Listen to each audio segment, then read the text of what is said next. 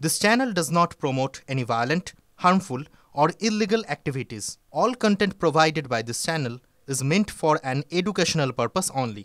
TV9 Bangla স্বাগত। সন্ধ্যে 6টা মানে 6টা ব্রেকিং নিউজের দিকে নজর রাখার পালা। আর পিসিআরকে বলবো ফার্স্ট ব্রেকিং নিউজ প্লে করতে।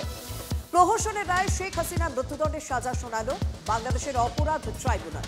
শেখ হাসিনা এবং আওয়ামী লীগ সরকারের স্বরাষ্ট্রমন্ত্রীকে মানবতা বিরোধী অপরাধের অভিযোগে মৃত্যুদণ্ডের সাজা দিল ট্রাইব্যুনাল।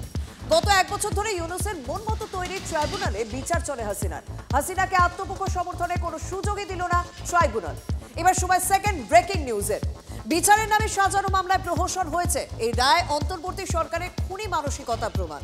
ফাঁসির সাজায় হাসিনার প্রতিক্রিয়া। এই রায় পূর্ব নির্ধারিত ফাঁসির সাজা পক্ষপাতদুষ্ট ও রাজনৈতিক উদ্দেশ্যে কোনো রকম প্রমাণ ছাড়াই রায় ঘোষণা করা হয়েছে। বলপূর্বক নির্বাচিত সরকারকে ফেলে দেওয়া হয়েছে।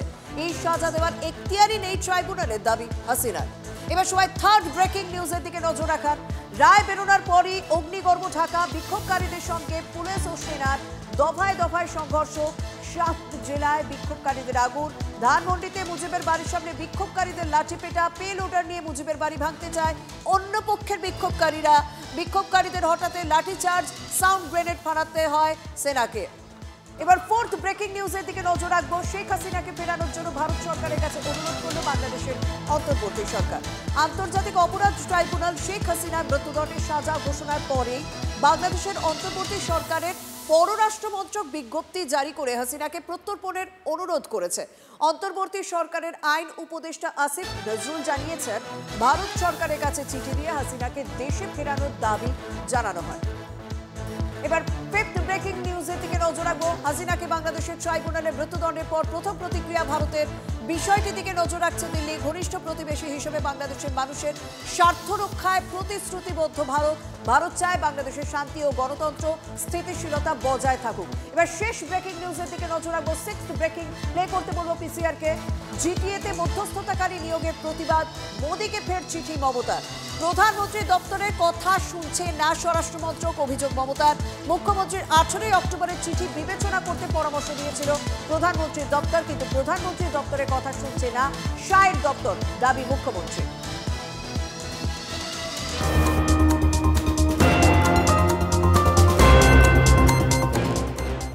এসআইআরের ভয়ে ভারত ছেড়ে বাংলাদেশে পালানোর হিড়িক দেখা যাচ্ছে। সীমান্ত পেরোনোর জন্য শরৎনগরের হাকিমপুর চেকপোস্টে অপেক্ষায় 300 বাংলাদেশি।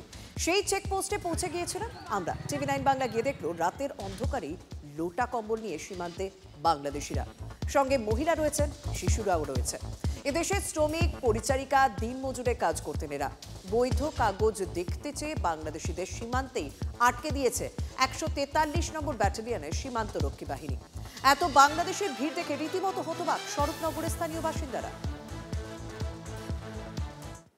কি কাগজপত্র কিছু নেই? আধার কার্ড, আই কার্ড কিছু নেই? না, কিছু না। অবৈধভাবে থাকতেন? হ্যাঁ, আমরা এই মানে বাসা বাড়ি কাজ করি এইভাবে, মানে পেটের দায়, আমরা এবারে। বাড়ি কোথায়? বাংলাদেশের বাড়ি কোথায়? সাতক্ষীরা জেলা। তারপরে কি কোনো কাগজপত্র নেই? আধার কার্ড, আই কার্ড কিছু নেই? অবৈধভাবে থাকতেন? তারপরে এখন চলে যাচ্ছে বাংলাদেশে বাড়ি। আচ্ছা, বাংলাদেশে বাড়ি। হ্যাঁ। এখানে কোথায় ছিলেন এতদিন? বিরাটি।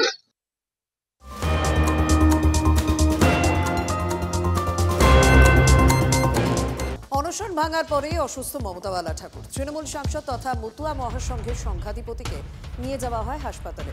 এসআইআর আবহে নিঃশর্ত নাগরিকত্বের দাবিতে 12 দিন ধরে অনশন করছিলেন মমতা বালাপন্থী মতুয়াদের কয়েকজন। কয়েকদিন আগে অনশন শুরু করেন মমতা বালা ঠাকুর। গতকাল অভিষেক বন্দ্যোপাধ্যায়ের সঙ্গে কথা বলার পর অনশনে ইতি তৃণমূল সাংসদের। এরপরই অসুস্থ হয়ে পড়েন তিনি। বেশ কয়েকদিন ধরেই মমতা বালা ঠাকুর অনুগামীরা যারা ছিলেন মতুয়াদের মধ্যে, তারা নাগরিকত্বের দাবিতে অনশন শুরু করেছিলেন এসআইআর আবহে। এরপর সেই অনশন শুরু করেন মমতা বালা ঠাকুর। তারপর গতকাল অভিষেক বন্দ্যোপাধ্যায়ের সঙ্গে তার কথা হয়। এরপর তিনি অনশন প্রত্যাহার করেন এবং অনশন তুলে নেওয়ার পর তিনি অসুস্থ হয়ে পড়েন। তাকে হাসপাতালে নিয়ে যাওয়া হয়।